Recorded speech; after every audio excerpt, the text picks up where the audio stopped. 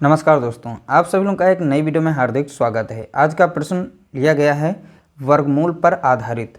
तो वर्गमूल पर आधारित है और इस बार हमने संख्या ली है 961। तो 961 का वर्गमूल कितना होता है? तो यहाँ पर पहले से दिया गया प्रश्न में है, यदि 961 का वर्गमूल 31 हो तो करणी में 9.61 दिया गया है प्लस 0.0961 दिया गया है। इसी तरीके से करणी में यहाँ पर भी मान दिया गया है और सभी में आप देख रहे हैं यहाँ पर है 961, यहाँ पर भी है 961, इसमें भी आया है 961, इसमें भी आया है। बट यहाँ पर दशमलव में सब यानी इनका मान रखा गया है। तो कैसे आप इसका पता कर पाएंगे इसका वर्गमूल आखिर है क्या, इसका क्या है, इसका क्या है? तो चलिए बहुत ही आसानी से आप लोगों को हम समझाते हैं सरल शब्दों में। ठीक है, तो 961 का वर्गमूल दिया गया है बट यहाँ पर दशमलव में यानी करणी जो है दशमलव में दी गई। अब इसका एक्चुअल में बताना हमें वर्गमूल होगा क्या। तो देखिए पहले नंबर पर हमें समझना होगा दशमलव के इस साइड में जितने भी डिजिट यानी नंबर आते हैं, जैसा कि यहाँ पर नंबर देख रहे हैं 61 है तो यहाँ पर 2 हैं।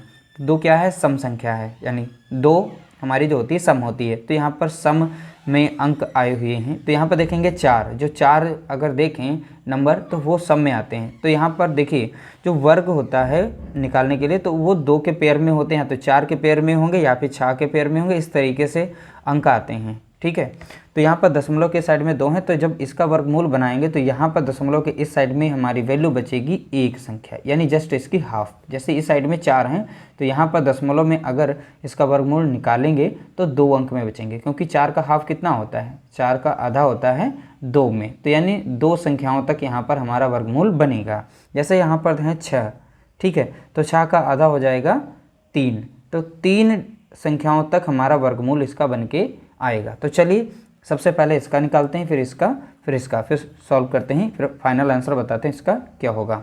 तो चलिए इसका निकालेंगे। तो इसका पहले से दिया गया है 961, तो 961 का वर्गमूल दिया गया 31, तो 31 तो वैसे ही लिख देंगे। अब दशमलव हमें कहाँ लगाना है? हमने क्या बताया था कि जस्ट इसका हाफ बचता है। हाफ बचने का मतलब क्या हुआ? दशमलव के साइड में एक अंक आएगा, यानी हमें दशमलव यहाँ बीच में लगा देना होगा।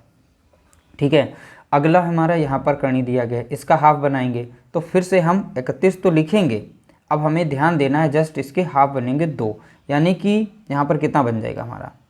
ठीक है, पहले हमारा 0 बनेगा प्लस और फिर 3 1, 31 बनेगा कुछ इस तरीके से। तो जस्ट इसका हाफ हमारा वर्गमूल जो बन के आएगा ये बन के आएगा।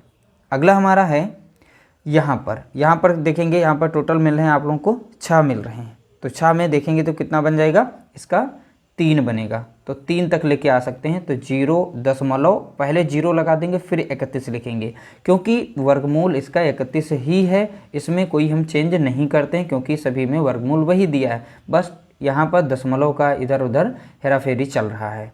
तो दशमलव हमें एडजस्ट करना है, कहाँ पर क्या लगेगा तो हमने बता दिया। दशमलव कैसे पता किया जाता है, कहाँ पे लगेगा? तो जस्ट जैसे 6 यहाँ पर अंक हैं तो 6 का हाफ हो जाएगा 3, तो 3 के बाद ही लगेगा।